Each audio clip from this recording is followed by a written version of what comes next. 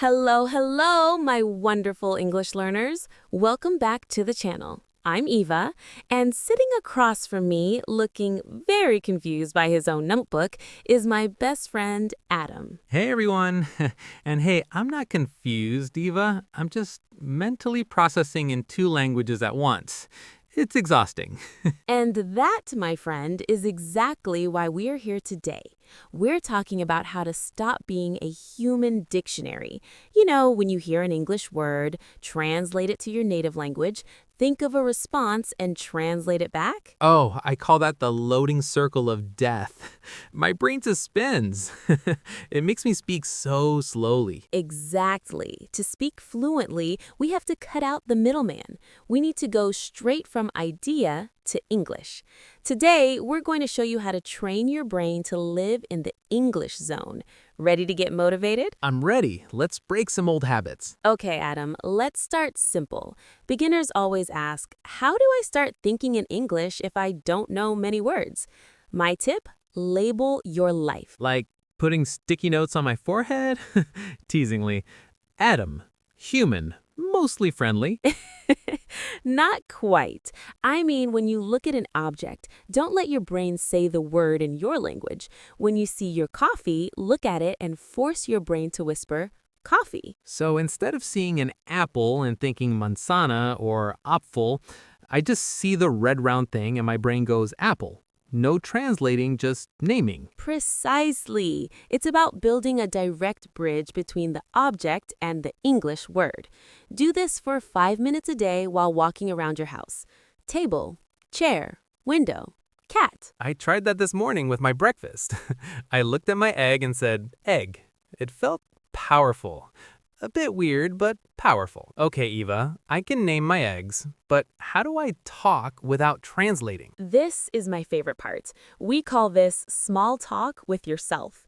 Instead of trying to translate complex thoughts like, I am feeling quite famished and might consider eating soon, just think in tiny English blocks. Like, I am hungry? Yes, keep it so simple it's impossible to fail.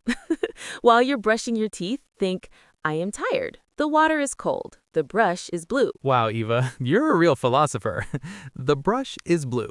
Truly deep. Hey, it's about building the habit. If you can't think the brush is blue without translating, you'll never be able to think the economy is fluctuating. Start small, stay cozy, and let your brain get used to the English rhythm. I have a confession. Every time I see a word I don't know, I freak out and open a translation app immediately. Is that bad? Oh, Adam, you're breaking my heart.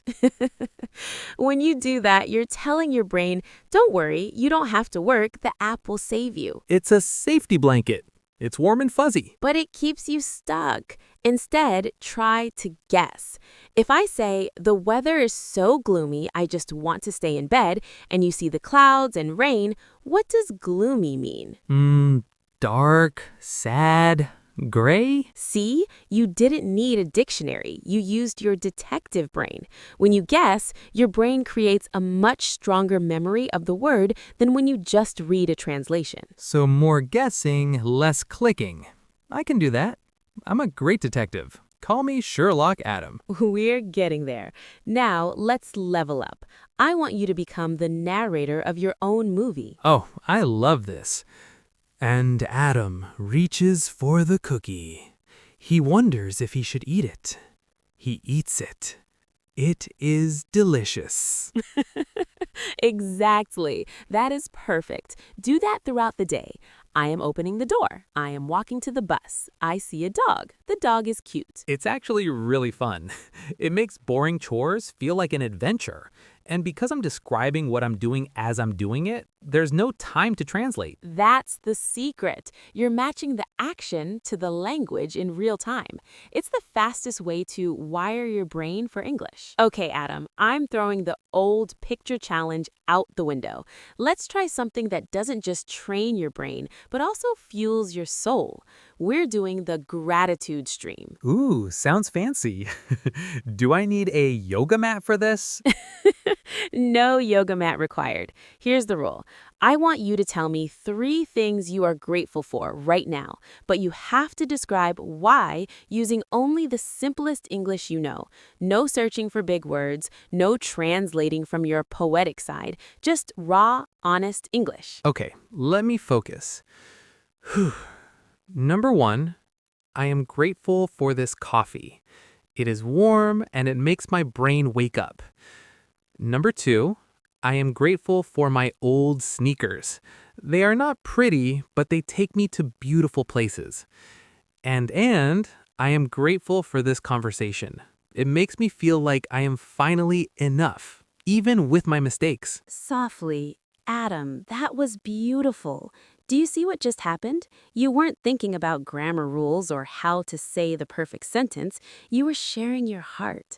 When you speak from your heart, your brain forgets to translate because the emotion is faster than the translation. You're right. I didn't even think about the loading circle in my head. I was just thinking in English because I wanted you to understand my feelings. That's the secret, everyone. Motivation isn't just about studying, it's about finding a reason to speak that is bigger than your fear of making a mistake.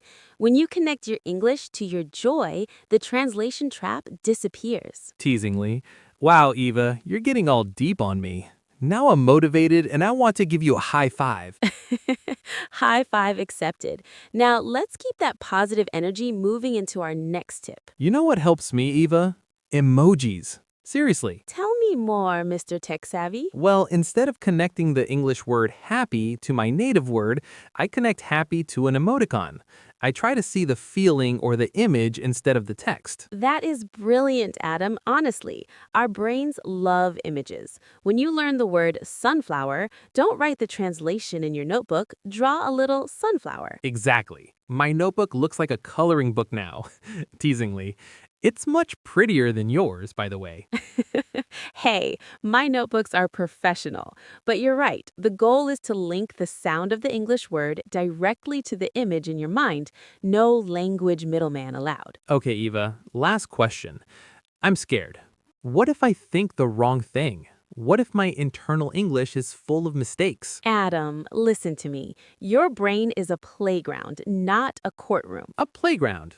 I like that. If you say I goes to store in your head instead of I go, who cares? You are still thinking in English. The goal is speed and flow, not perfection. The more you think, the more your brain will naturally fix those mistakes later. So I should celebrate the mistakes? Yes, give yourself a high five for trying. You're doing something amazing. You're teaching your brain a whole new way to see the world. I feel so motivated now. I'm going to go narrate my walk home. Adam is walking. Adam is happy. Adam is going to have a nap. And that's a wrap, everyone. Remember, stay simple, stay cozy, and keep that brain in English. See you in the next episode of Miss Simple English. Bye! If this podcast made your journey a little easier today, we would love for you to join our little community. Yes, please subscribe to Miss Simple English. It's like joining our favorite coffee table every week. We have a seat saved just for you. And don't forget to share this episode with a friend, maybe someone who is also stuck in that translation trap. Learning is so much more fun when you have a best friend to giggle with along the way. Bye-bye, everyone. Yeah, bye-bye, bestie. See you in the next episode.